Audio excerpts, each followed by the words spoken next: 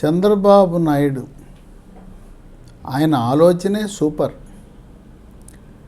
అమరావతి లోపల ఉండే అంతర్గత రోడ్లను జాతీయ రహదారి NH-16 కోల్కతా చెన్నై జాతీయ రహదారితో అనుసంధానం చేయటం, మరోపక్క విజయవాడ వెస్ట్ బైపాస్తో అనుసంధానం చేయటం, భవిష్యత్తులో inner ring road outer ring రోడ్డుతో అనుసంధానము చేయటము ద్వారా జాతీయ రహదారుల నుంచి inner ring road outer ring road నుంచి అమరావతిలో ప్రవేశించడం బయటికి వెళ్ళటం సులువుగా జరుగుతుంది.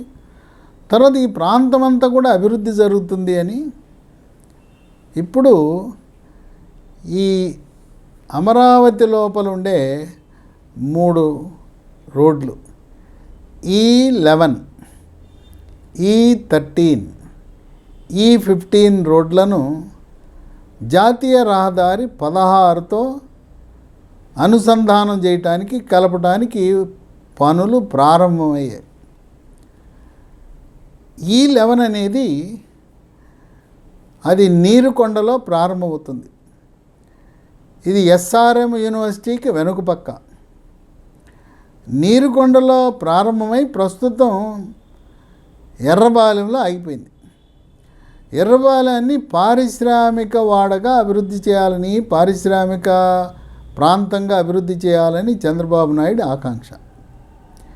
ఇప్పుడు దాన్ని జాతీయ రహదారికి అనుసంధానం చేయటానికి ఎర్రబాలెం నుంచి డోలాస్ నగర్ మీదుగా ఎయిమ్స్కి ఎడమ పక్క నుంచి రోడ్డు నిర్మాణం చేసి దాన్ని CDMA commissioner and director municipal administration ప్రస్తుత కార్యాలయం దగ్గర కలపాలని జాతీయ రహదారికి ఈ రోడ్లను ఈ E11, E13, E15 రోడ్లను 6 లేన్ల రోడ్డుగా నిర్మాణం చేస్తున్నారు. 100 మీటర్ల రోడ్డు పక్కన వాకింగ్ ట్రాకు, సైక్లింగ్ ట్రాక్ కూడా ఉంది. మీరు గమనించవలసిన విషయం ఏంటంటే ఇది ఒరిజినల్గా మాస్టర్ ప్లాన్లో లేదు. E11, E13, E15 జాతీయ రహదారితో అనుసంధానం లేదు. ఇప్పుడు పనులు ప్రణాళిక మొదలైంది, పనులు ప్రారంభం కాబోతున్నాయి. కనుక ఎవరైనా స్థలాలు పొలాలు కొనాలనుకునే వాళ్ళు ఈ E11, E13, E15 జాతీయ రహదారికి కలిసే రోడ్డుకి ఇరుపక్కల ఎక్కడ కొనుక్కున్నా బంగారమే. కనుక ఆ ప్రాంతానికి వెళ్ళి మీరు ఇప్పుడు కొనుక్కుంటే తక్కువ ధరకే ప్లాట్లు భూములు లభిస్తాయి. అది పూర్తిగా రోడ్డు వేసి 100 మీటర్ల రోడ్డు వేసి 6 లైన్లు రోడ్డు వేసిన తర్వాత ఫుట్పాత్ వేసి వాకింగ్ ట్రాక్, సైకిల్ ట్రాక్ అంటే మనకు అందుబాటులో ఉండదు. ఇప్పుడు కొంటే మనకు మధ్యతరగతి వాళ్ళు కూడా అందుబాటులో ప్లాట్లు లభిస్తాయి. 3 ఏళ్ళు ఆగారంటే 10 రెట్లు పెరిగిపోతే మనం కొనే పరిస్థితి ఉండదు. ఈ విధంగా E11 రోడ్ని ఏదైతే ఎర్రబాలెంలో ఆగిపోవలసిన రోడ్డుని CDMA దాకా పొడిగించేశారు. ఇక E13 రోడ్డు అది నవలూరు దగ్గర ముగింపు. దాన్ని ఏం చేయబోతున్నారు, నవలూరు నుంచి డాన్ బాస్కో స్కూల్ పక్క నుంచి ఎర్రబాలెం మీదుగా AIIMS hospital, all India institute of medical science కుడి పక్క నుంచి జాతీయ రహదారి DGP office, police head quarters దగ్గర ఈ E13 రోడ్డు వచ్చి కలుస్తుంది. ఇక E13 ఈ విధంగా జాతీయ రహదారికి వస్తే E15 వాళ్ళు ఇప్పుడు E13లో ఒక రైల్వే ట్రాక్ ఉంటుంది, అక్కడ ఫ్లైఓవర్ కూడా అయిపోతా ఉన్నారు.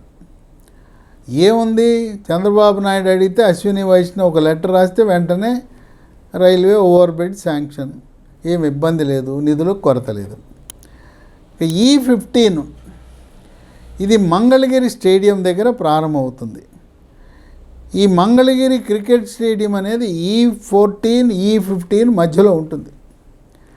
స్టేడియం దగ్గర ప్రారంభమై నిడమర దగ్గర ఆగిపోవాలి పాత స్కీమ్ ప్రకారం. ఇప్పుడు దాన్ని విజయవాడ బైపాసు రైల్వే లైన్ దాటించి మంగళగిరిలో ఆ జాతీయ రహదారికి అనుసంధానం చేయాలని E15ని ప్రణాళిక సిద్ధం చేశారు. ఇంకొకటి కూడా ఆలోచన ఉంది. మంగళగిరి స్టేడియం నుంచి ఏకంగా 1 కిలోమీటర్ రైల్వే ఓవర్ బ్రిడ్జ్ నిర్మాణం చేయాలనే ఆలోచన కూడా ఉంది. కనుక ఎవరైనా మరి అమరావతి కోర్ క్యాపిటల్లో మనం కొనలేము, తక్కువ ధరలో కొనాలనుకుంటే మీరు వెంటనే వెళ్ళి ఈ E11, E13, E15 అది ఎక్కడైతే జాతీయ రహదారిలో కలుస్తుందో ఆ కొత్తగా ఏర్పడబోతున్న రోడ్డుకి ఇరుపక్కల కొనుక్కుంటే మనకు బాగా ఉపయోగపడతాయి. కనుక ఇది ఎవరైనా ఇన్వెస్ట్మెంట్ కొనుక్కోవాలన్నా తర్వాత కొని అమ్ముకోవాలన్నా కూడా 3 ఏళ్లలో 10 రెట్లు పెరిగే అవకాశం ఉందని గమనించండి. ఆ విధంగా చంద్రబాబు నాయుడు ఆలోచన అసలు అమోఘం. ఎవరు ఊహించరు E11, E13, E15 జాతీయ రహదారికి అనుసంధానం అవుతుందని ఎవరు కలలో కూడా ఊహించలేదు. చూడండి ఆయన ఆలోచన. ఆ రకంగా అమరావతిని భారతదేశంలో నంబర్ 1 క్యాపిటలే కాదు, ఢిల్లీని తలదన్నే క్యాపిటలే కాదు, ఆయన ఆలోచన ప్రపంచ దేశాలలో టాప్ 5 సిటీలలో ఒక సిటీగా అమరావతి రూపొందాలని ఒక ఆయన జీవిత లక్ష్యం. ఆయన అనుకున్నాడు, చేయగలడు, సంకల్పం ఉంది, బలం ఉన్నది. ఎన్డీఏ కూటమి ఆయన ఏది చెప్పినా ప్రధానమంత్రి మోదీ, కేంద్ర మంత్రులు అడిగిందే తడువాయి, అడిగినవే కాక అడగనివి కూడా ఇస్తున్నారు.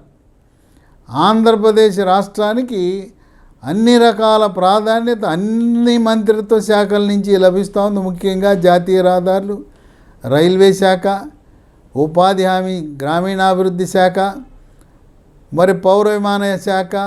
ఒకటేంటి, నిర్మలా సీతారామన్ నిధులు ఇవ్వడంలో ఏమాత్రం వెనుకనుంచి వేయకపోవటం. కనుక E11, E13, E15 త్వరలో జాతీయ రహదారి 16కు అనుసంధానం కాబోతున్నాయని గుర్తించండి, గమనించండి. మీరు అవి అనువైన ప్రాంతాలుగా మీరు అక్కడికి వెళ్ళి సందర్శించి తగు నిర్ణయాలు తీసుకోండి.